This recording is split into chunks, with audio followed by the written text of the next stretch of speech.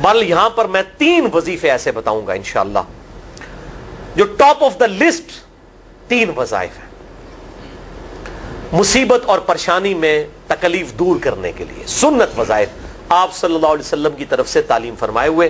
ان میں سے پہلا وظیفہ یہی جس کا قرآن میں بھی ذکر آ گیا کہ جو ان الفاظ کے ساتھ ہمیں پکارے گا، اللہ تعالیٰ فرماتا ہے کذالک ننجی المؤمنین، ہم اہل ایمان کو بھی نجات دیں گے اس طریقے سے، صرف یونس کو نہیں، اہل ایمان کو بھی۔ چنانچہ اسی کانٹیکسٹ میں پہلا وظیفہ ہے یہ لا الہ الا انت سبحانک انی کنت من الظالمین کا۔ لیکن اس سے پہلے میں ایک امپورٹنٹ بات کروں دعا کے حوالے سے کہ دعا کی قبولیت کا ایک پروٹوکول بھی ہے۔ ویسے تو آپ مسئلہ 82 دیکھیں گے، اس میں میں نے اور باتیں بھی کی ہیں، ٹاپک دوسری طرف چلا جائے گا، لیکن انصاف ہے کہ میں اس چیز کو بھی ایڈریس کروں۔ جامعہ ترمذی میں صحیح سند کے ساتھ یہ حدیث موجود ہے، انٹرنیشنل نمبر کے مطابق 593 نمبر حدیث ہے، اور یہ حدیث مشکات میں آپ کو پہلی جلد میں درود شریف والے چیپٹر میں بھی مل جائے گی۔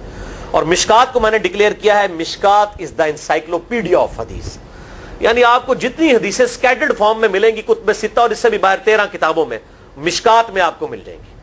میں نے اسی لیے مشکات پہ پورا لیکچر ریکارڈ کروا دیا ہے، مسئلہ نمبر 111B کے عنوان سے مشکات المصابیح کا مکمل تعارف، وہ ضرور دیکھیں۔ یعنی مشکات 3 جلدوں میں آپ لے لیں تو انسائکلوپیڈیا آف حدیث آپ کے پاس آ گیا۔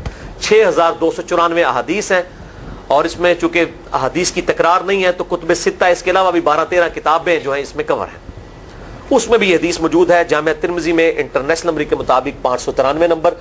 سیدنا عبداللہ ابن مسعود رضی اللہ تعالیٰ عنہ کہتے ہیں کہ ایک دفعہ میں آپ صلی اللہ علیہ وسلم کی موجودگی میں نماز پڑھ رہا تھا، اور سیدنا ابو بکر اور عمر رضی اللہ تعالی عنہما وعلیہم السلام وہ بھی وہاں پہ موجود تھے۔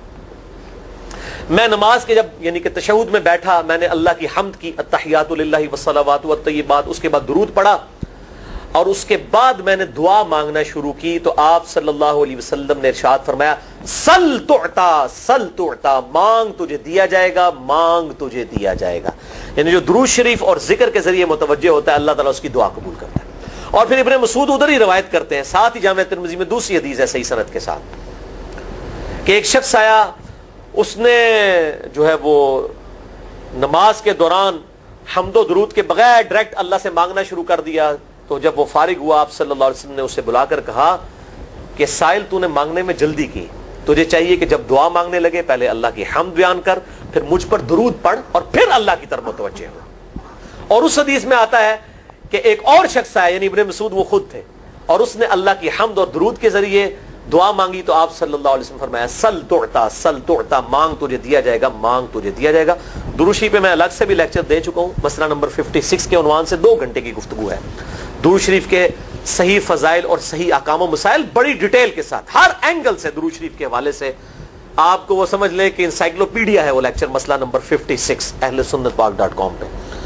تو دعا کے لیے حمد اور درود شریف ضروری، اس لیے دیکھیں نماز کی انٹلیکچوئل ترتیب ہے، آپ پہلے دعا کرتے ہیں التحیات للہ والصلوات والطیبات، اللہ کی حمد کرتے ہیں، پھر نبی صلی اللہ علیہ وسلم پر سلام عرض کرتے ہیں السلام علیکہ ایھا النبی، اس کے بعد آپ درود پڑھتے ہیں، اور اینڈ پہ آپ دعا مانگتے ہیں اللہم انی اعوذ بک من عذاب جہنم ومن عذاب القبر ومن فتنة المحیا والممات ومن شر فتنة المسیح الدجال، یا اللہم ربنا آتنا فی الدنیا حسنة وفی الآخرة حسنة وقنا عذاب النار، یا رب اجعلنی مقیم الصلاة ومن ذریتی ربنا وتقبل دعائی ربنا اغفر لی ولوالدی وللمؤمنین یوم یقوم الحساب۔ کوئی بھی دعائیں مانگیں، یہ بھی مانگیں جو میں وظائف بتا رہا ہوں، کیونکہ بخاری اور مسلم کی متفق علیہ حدیث ہے۔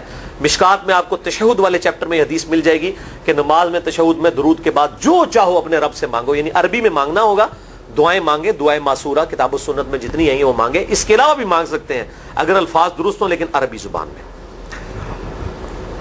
تو یہ پہلا وظیفہ جامعہ ترمذی میں انٹرنیشنل نمبر کے مطابق 3505، مشکات میں 2292 نمبر یہ حدیث ہے، اور قرآن حکیم میں تو ہم پڑھ چکے ہیں سورۃ الانبیاء آیت نمبر 87 اور 88 میں آپ صلی اللہ علیہ وسلم نے ارشاد فرمایا کہ یونس علیہ السلام نے مچھلی کے پیٹ میں اپنے رب کو ان الفاظ کے ساتھ پکارا تھا لا الہ الا انت سبحانک انی کنت من الظالمین، اور پھر آپ صلی اللہ علیہ وسلم نے فرمایا کہ جو کوئی شخص اپنے کسی بھی معاملے میں کسی بھی پریشانی میں اس دعا کے ذریعے اللہ کی طرف متوجہ ہو, اللہ تعالیٰ اس کی دعا کو قبول فرما لیتا ہے. اور قرآن میں بھی آ گیا نا کذالک ننجی المؤمنین, اور کتنا بڑا فتویٰ آیا میرے بھائیوں سورہ الصافات 143 144, فلولا انہ کان من المسبحین, اگر یونس ہمیں ان الفاظ میں ہماری تسبیح نہ کرتا, للبث فی بطنہ الی یوم یبعثون, تو مچھلی کے پیٹ میں قیامت تک مچھلی کے پیٹ میں رہتا اگر اس طرح نہ ہمیں پکارتا, اس کی قبر مچھلی کا پیٹ بن جاتی. یعنی یہ اتنا عطاب, اور وہ دور ہو گیا اس دعا سے, بہت بڑا اسماء اعظم میں سے ہے. تو یہ بہترین دعا, بہترین وظیفہ, اسماء اعظم میں سے بہترین چیز, اور سب سے بڑھ کر جو میں نے بات کی کہ بہترین استغفار, اللہ سے توبہ مانگنے کا بہترین ذریعہ. اور کس طریقے سے, اے اللہ تو تو پاک ہے نا, تجھ سے تو غلطی نہیں ہوگی, میں بندہ ہوں غلطی کروں گا, تو اللہ نے تو معاف کرنا ہے نا, کیونکہ جب بندے نے اپنی عاجزی کا اظہار کر لیا ہے اور اللہ تعالیٰ کو بتایا اللہ یہ تیری کوالٹی ہے, تو غلطی نہیں کرتا, تو میں تو انسان ہوں غلطی کروں گا. تو یہ ہے پہلا وظیفہ. دوسرا وظیفہ وہ بھی جامعہ ترمذی میں انٹرنیشنل نمبر کے مطابق 3524 نمبر حدیث ہے, لیکن ترمذی کا طریق جو ہے وہ ضعیف ہے. یہ میں پہلے بتا دوں, امام ترمذی نے ساتھ لکھا ہے یہ روایت کمزور ہے, لیکن ضروری نہیں ہوتی کہ روایت اگر ترمذی میں کمزور ہے تو کہیں اور وہ روایت صحیح نہیں موجود ہے. اس کی صحیح سند المستدرک للحاکم میں انٹرنیشنل نمبر کے مطابق 1862 نمبر موجود ہے, اور سنن نسائی الکبریٰ میں 10492 نمبر ہے, اور مشکات میں بھی 2454 نمبر حدیث ہے انٹرنیشنل نمبر کے مطابق.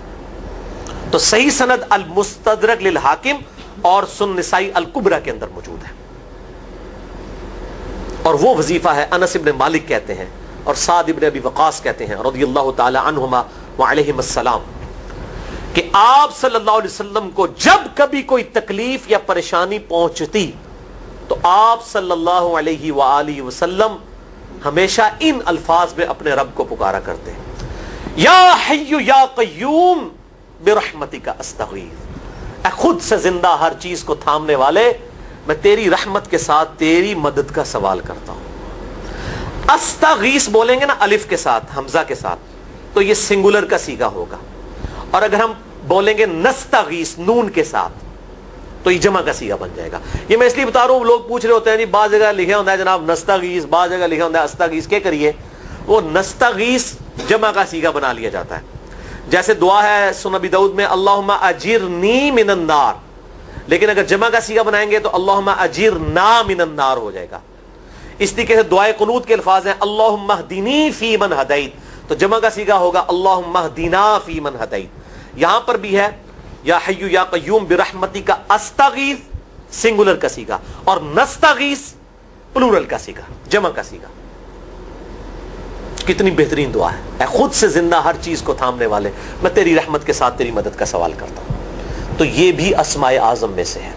سنن نسائی الکبریٰ کے اندر صحیح سند کے ساتھ 10492 اور المستدرک للحاکم میں 1862 نمبر. اب یہاں پہ میں ایک ضمناً بات بتا دوں سنن نسائی الکبریٰ کے بارے میں, چونکہ اکثر لوگ پوچھتے ہیں. میرے بھائیوں, ایک سنن نسائی وہ ہے جو کتب ستہ میں ہم پڑھتے ہیں, اس میں یہ کتاب لکھی ہے امام احمد بن شعیب نسائی رحمہ اللہ تعالی المتوفی 303 ہجری. کتب ستہ میں یہ ویسے 5ویں نمبر پہ گنی جاتی ہے, لیکن بخاری اور مسلم کے بعد دنیا میں سب سے صحیح ترین کتاب سنن نسائی ہے, سب سے کم ضعیف حدیثیں اس کے اندر ہیں.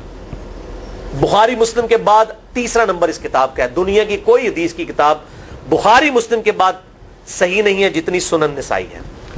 سنن نسائی جو ہمارے پاس کتب ستہ میں ہے نا, اس میں ہے 5761 احادیث انٹرنیشنل نمبر کے مطابق, اور یہ ساری انٹرنیشنل کتابیں عربی میں, انگلش میں اور اردو میں ہماری ویب سائٹ اہل سنت پاک.com پہ فری اس کا PDF موجود ہے, آپ ڈاؤن لوڈ کر سکتے ہیں. 5761 احادیث ہیں اس سنن نسائی میں جو ہمارے پاس ہے. اسے ویسے ٹیکنیکل لینگویج میں کہا جاتا ہے سنن نسائی الصغریٰ, چھوٹی سنن نسائی, کیونکہ امام نسائی نے یہ کتاب نہیں لکھی تھی. امام نسائی نے کتاب لکھی تھی سنن نسائی الکبریٰ, بڑی سنن نسائی، اور اس میں حدیث ہیں انٹرنیشنل نمبر کے مطابق 11,770، بخاری مسلم سے بھی زیادہ حدیث ہیں اس میں. لیکن یہ امام نسائی کے ایک شاگرد تھے امام ابن السنی، انہوں نے اس کو مختصر کر کے نا چھوٹی کتاب بنا دیا، اور اب پبلک میں یہی چھوٹی کتاب مشہور ہے. اس کی وجہ سے جب ہم سنن نسائی الکبریٰ کا آپ مشکات میں دیکھیں گے نا تو وہ فرق نہیں کرتے ہیں. جب وہ سنن نسائی کا حوالہ دیتے ہیں نا تو آپ کو نسائی میں وہ ملے گا بھی نہیں، وہ الکبریٰ میں ہوتا ہے، کیونکہ وہ اس تفریق کو مانتے نہیں، وہ تو سنن نسائی الکبریٰ کو سنن نسائی مانتے ہیں. جبکہ ہماری پبلک جو ہے وہ سنن نسائی، وہ میں اب حوالہ دے رہا ہوتا ہوں کہ جی سنن نسائی الکبریٰ میں 9,928 نمبر حدیث ہے کہ جو آیت الکرسی پڑھ لے فوراً بعد کسی بھی نماز کے فرض کے فوراً بعد تو مرتے ہی جنت میں داخل ہوگا. تو لوگ کہتے ہیں جناب نسائی تے حدیث ہیں جناب 5,761 نے، تسی 9,928 کی تمہیں دس دیو. تو میں ساتھ حالانکہ بول رہا ہوتا ہوں سنن نسائی الکبریٰ، میں نے کبھی اس کے بغیر نہیں بولا. تو الکبریٰ سے آپ کا دماغ تو کام کرنا چاہیے، الکبریٰ کیوں بول رہا ہے ساتھ؟ کوئی یہ صغریٰ بھی ہے جس کی یہ الکبریٰ ہے بڑی، اور ہمارے گرین کارڈ میں یہ وظیفہ لکھا ہوا ہے الکبریٰ کے ساتھ. اسی طریقے سے جو میرا وہ واقعہ کربلا کے اوپر 150 اسناد پر مشتمل پمفلٹ ہے، ریسرچ پیپر نمبر 5B واقعہ کربلا کا حقیقی پس منظر 72 صحیح الاسناد احادیث کی روشنی میں. 72 کا تو ٹائٹل ہے شہدائے کربلا کی نسبت سے، احادیث اس میں 150 ہیں. اس میں اکثر حدیثوں کے حوالے میں نے سنن نسائی الکبریٰ سے دیے ہوئے ہیں. وہ لوگ کہتے ہیں مل ہی نہیں رہی ہے، تو میرے بھائی وہ سنن نسائی الکبریٰ آپ کے پاس ہوگی تو آپ کو ملے گا نا. تو سنن نسائی الکبریٰ الگ سے وہ اصل کتاب ہے، اس میں سے سنن نسائی الصغریٰ بنائی گئی ہے. اسی سنن نسائی الکبریٰ کا چیپٹر ہے خصائص علی، جس میں 194 حدیث ہیں سیدنا مولا علی رضی اللہ تعالیٰ عنہ علیہ السلام کی شان میں. امام نسائی نے ناسبیوں کے خلاف وہ کتاب کا وہ چیپٹر لکھا، وہ خصائص علی چیپٹر ہے سنن نسائی الکبریٰ کا. اس طریقے سے فضائل صحابہ بھی امام نسائی کی جو کتاب ہے وہ بھی اسی کتاب کا چیپٹر ہے. اسی طریقے سے عمل الیوم واللیلہ، صبح و شام کے جو اذکار ہیں وہ چیپٹر بھی اسی سنن نسائی الکبریٰ میں سے ہے. اسی میں یہ وظیفہ ہے کہ جو آیت الکرسی فرض نماز کے فوراً بعد پڑھتا ہے تو مرتے ہی جنت میں داخل ہوگا. میں نے اس کتاب کے اس چیپٹر کا حوالہ نہیں دیا، وہ الگ سے بھی چیپٹر چھپا ہوا ہے، جس طرح خصائص علی الگ سے ہے، فضائل صحابہ الگ سے ہے. خصائص علی تو ہمیں ہماری ویب سائٹ پہ بھی موجود ہے ahlsunnatpak.com پہ. فضائل صحابہ بھی اردو ترجمے اور تحکیم کے ساتھ چھپ چکی ہے. اور یہ عمل الیوم واللیلہ، دن رات کے جو اذکار ہیں، یہ بھی الگ سے عربی میں چھپی ہوئی ہے. تو میں اس کا حوالہ نہیں دیتا، میں سنن نسائی الکبریٰ کا کہتا ہوں 9,928 آیت الکرسی کا وظیفہ. تو یہ سنن نسائی الکبریٰ کا میں نے حوالہ دیا ہے یا حی یا قیوم برحمتک استغیث 10,492 صحیح طریقہ ہے. بعض اوقات کسی ایک کتاب میں ضعیف، ترمذی کا اس کا طریق جو ہے وہ ضعیف ہے، سنن نسائی الکبریٰ اور المستدرک للحاکم کا طریق جو ہے وہ بالکل صحیح ہے. جس طریقے سے سنن ابی داؤد اور سنن ابن ماجہ میں کتاب النکاح چیپٹر میں حدیث ہے، اگر میں سجدہ جائز سمجھتا تو بیویوں کو کہتا کہ اپنے خامدوں کو سجدہ کریں اس حق کے سبب جو اللہ نے ان کو دیا ہے. تو ابو داؤد اور ابن ماجہ کی روایت ضعیف ہے، اس میں شریک القاضی مدلس ہے اور ان سے روایت کر رہے ہیں، اور مدلس کی ان والی روایت سما کی تصریح کے بغیر ضعیف ہوتی ہے. لیکن ہم اس حدیث کو صحیح کہتے ہیں کیونکہ اس سما کی تصریح سنن البہیقی کے اندر موجود ہے الکبریٰ میں. تو ہم پھر اس کی بنیاد پہ کہتے ہیں چونکہ وہاں پر صحیح، لہذا اس کو ہم کہتے ہیں شواہد کی بنیاد پہ صحیح. یہ میں آپ کو ٹیکنیکل چیزیں بتا رہا ہوں، یہ وہ چیزیں جو آپ کے کئی وہ جو بڑے بڑے علماء پڑھ کے فارغ ہوتے ہیں ان کو بھی یہ باتیں نہیں پتہ ہوتی ہیں. وہ کہتے ہیں جناب آپ کی تو پڑھے ہو، اور میں کہنا پائی میرے آئنسٹائن تے نیوٹن کو کسی مدرسے تو پڑھنے کی ضرورت نہیں ہوتی. نیوٹن 8ویں کلاس ہی نسیا ہوا ہے، آج نیوٹن ہوتے PhD ہوتی فزکس تھی. مجھے غامدی صاحب کا جملہ یاد آیا، ان سے کسی نے پوچھا کہ یہ جو روایتی علماء ہیں اور مولانا مودودی آپ ان کو کیسے دیکھتے ہیں؟ ان کا روایتی علماء جو ہیں یہ تو مدرسوں کے اسٹوڈنٹس اور فاروق تحصیل ڈگری ہولڈر ہیں، اور مودودی صاحب جو ہیں ان کی مثال تو آئنسٹائن اور نیوٹن والی ہے، ان کے اوپر PhDs ہوتی ہیں. یہ گاڈ گفٹڈ صلاحیتیں ہوتی ہیں.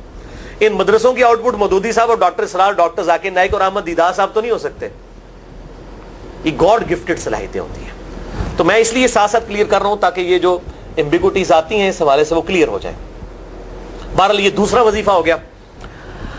اب تیسرا وظیفہ جو ہے کمال وظیفہ، صحیح بخاری میں موجود ہے، انٹرنیشنل نمبر کے مطابق 4,563 نمبر. ابن عباس رضی اللہ تعالی عنہما کہتے ہیں وعلیہم السلام، وہ کہتے ہیں کہ سیدنا ابراہیم علیہ السلام کو جب آگ میں پھینک رہے تھے نا تو ابراہیم علیہ السلام نے اس وقت کہا تھا حسبنا اللہ و نعم الوکیل، ہم نے اللہ ہی پر بھروسہ کیا اور وہی بہتر کارساز ہے. اور تمہارے نبی صلی اللہ علیہ وسلم کو بھی جب مصیبت اور پریشانی آتی تھی وہ بھی پڑھا کرتے تھے حسبنا اللہ و نعم الوکیل، ہم نے اللہ ہی پر بھروسہ کیا اور وہی بہتر کارساز ہے. اس کے بعد وہ شعر جو بنا دیا نا نعم المولا و نعم النصیر، ویسے الگ سے آیت ہے، الگ سے آیت ہے، لیکن یہ شعر نہیں بنانا، بس اتنا ہی وظیفہ ہے حسبنا اللہ و نعم الوکیل.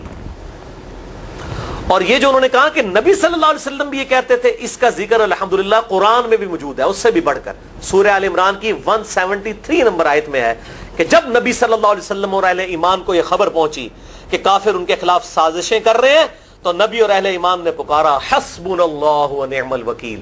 تو حسبنا اللہ و نعم الوکیل قرآن کی آیت بھی ہے، اور یہ ہے وہ آیت، وظیفہ قرآن میں آیا ہوا ہے یہ آل عمران 173 اور صحیح بخاری 4563. اور مجھے بڑا وجد آیا کہ ابراہیم علیہ السلام کو جب آگ میں پھینکنے لگے تھے انہوں نے اس وقت اللہ کو ان الفاظ کے ساتھ پکارا حسبنا اللہ و نعم الوکیل. اچھا یہ جتنے بھی وظیفے ہیں نا میرے بھائیوں، ان کا فائدہ اسی وقت ہے جب آپ کو ترجمہ بھی ان کا آتا ہوگا، ورنہ آپ روزانہ جتنی مرضی تسبیح کھینچتے رہے کوئی فرق نہیں پڑے گا. اس لیے میرا ایک پرسنل مشورہ ہے کہ جب بھی یہ وظیفے پڑھے نا آپ، اردو ترجمہ بے شک آتا بھی ہو رہا ہے، ایک دفعہ اپنی زبان میں اس کو ریپیٹ کریں. یعنی آپ پڑھیں حسبنا اللہ و نعم الوکیل، میں نے اللہ ہی پر بھروسہ کیا اور وہی بہتر کارساز ہے. آپ دیکھیں یہ صوت القرآن چینل میں جب وہ عربی چل رہی ہوتی ہے، جیسے ہی وہ مراج الدین خان کا ترجمہ شروع ہوتا ہے نا، کیسے کب کبھی طاری ہو جاتی ہے، کیونکہ ہماری زبان میں بات ہو رہی ہوتی ہے نا. ابھی تو نہیں قیام اللیل میں رو رہے ہوتے، ان کی زبان میں بات ہو رہی ہوتی ہے، اپنی زبان کا اثر ہوتا ہے. اسی طریقے سے آپ لا الہ الا انت سبحانک انی کنت من الظالمین، یا حسبنا اللہ و نعم الوکیل، یا حی یا قیوم برحمتک استغیث، جو بھی وظیفے پڑھیں نا، ایک دفعہ ان وظیفوں کو جب آپ الگ سے دعا مانگ رہے ہوں اس وقت اس کو آپ اپنی زبان میں بھی دہرائیں. اور اس کے لیے کوئی تسبیح نہیں کھینچنے کی ضرورت کہ آپ نے اتنے 100 دفعہ پڑھنا ہے. تسبیح تو ویسے ٹھیک ہے، وہ آپ استعمال کر سکتے ہیں، لیکن آپ چلتے پھرتے اٹھتے بیٹھتے ہر وقت جس حالت میں بھی، اور صحیح مسلم میں حدیث ہے کہ یہ جو وظائف ہیں ان کے لیے تو کوئی وضو بھی کیا غسل بھی پروٹوکول نہیں ہے. اب عائشہ کہتی ہیں نبی صلی اللہ علیہ وسلم حالت جنابت میں بھی اللہ کو یاد کر لیا کرتے تھے. صحیح مسلم میں حدیث موجود ہے، جنابت والے چیپٹر میں ہر حال میں اللہ کو یاد کرتے تھے. اور جو قرآن میں بھی دعائیں یا اذکار آئی ہیں نا، جب آپ حالت جنابت میں بھی اس کو کریں گے نا تو اس پہ قرآن کا حکم نہیں لگے گا. تو جامعہ ترمذی اور ابو داؤد میں جو حدیث ہے کہ حضرت علی کہتے ہیں نبی صلی اللہ علیہ وسلم کو حالت جنابت کے علاوہ کوئی اور حالت قرآن پڑھنے سے مانے نہیں ہوتی تھی، تو اس سے مراد قرآن کی تلاوت ہے. اگر قرآن کی دعائیں جیسے ہیں بسم اللہ الرحمن الرحیم، یہ بھی تو قرآن ہے، سبحان اللہ بھی تو قرآن ہے، الحمدللہ بھی تو، یہ اذکار جو ہے نا جب آپ اذکار کی نیت سے پڑھ رہے ہوں گے پھر یہ قرآن نہیں شمار ہوں گے، ذکر شمار ہوں گے. اور اس کے لیے نہ وضو پروٹوکول ہے اور نہ غسل کا ہونا ضروری ہے، ہر حال میں اللہ کو یاد کریں. تو یونس علیہ السلام نے کتنے یاد کیتا ہے؟ پھر ظلمات، مچھلی کے پیٹ میں، جہاں نہ کوئی اگر بتی تھی اور تعفن پھیلا ہوا تھا اور اندھیرا ہی اندھیرا تھا، یہاں پہ وہ جناب کس طرح وہ روشن کرتے ہیں، پھر 1.25 دفعہ پڑھواتے ہیں. یعنی میں بتا رہا ہوں آدھا سچ بڑا خطرناک ہوتا ہے. یعنی آیت کریمہ کی اصلیت تو موجود ہے کتاب و سنت میں، لیکن آدھا جو سچ جھوٹ ساتھ ملا لیا نا اس کی وجہ سے سارا بیڑا غرق کر دیا ہوا. اور بجائے یہ کہ لوگوں کو یہ وظیفہ بتایا جائے کہ اٹھتے بیٹھتے چلتے پھرتے اللہ کو ان الفاظ میں یاد کریں، اس کو انہوں نے کوئی اور ہی رنگ دے دیا ہوا ہے اور اس نے 1.25 دفعہ ختم اور پتہ نہیں کیا کچھ بنا دیا ہوا ہے. تو یہ 3 وظائف تھے بڑے اہم اس حوالے سے، اور میں نے اس کو ضروری سمجھا کہ میں یہ ضرور بتا دوں تاکہ لوگ اس پہ ایجوکیٹ ہوں، ان وظائف کو کریں. اور مسئلہ نمبر 82 میرا الگ سے میرے بھائیوں ریکارڈ ہے. مسئلہ نمبر 82 اسماء اعظم اور دعا کی قبولیت سے متعلق جتنی بھی چیزیں ہیں میں نے اس میں بڑی ڈیٹیل کے ساتھ الحمدللہ کئی اور وظائف بھی بتائے ہیں، لیکن اب وہ اتنے وظائف کوئی جمع کرنے کی ضرورت نہیں ہے. موٹے موٹے 3 وظیفے جو بتا دیے انہی کو اگر کوئی لے لے اپنی دعاؤں میں انہی وظائف کو کرے تو اللہ تبارک و تعالی ہر معاملے میں جو ہے وہ انشاءاللہ تعالی کفایت فرمانے والا ہے.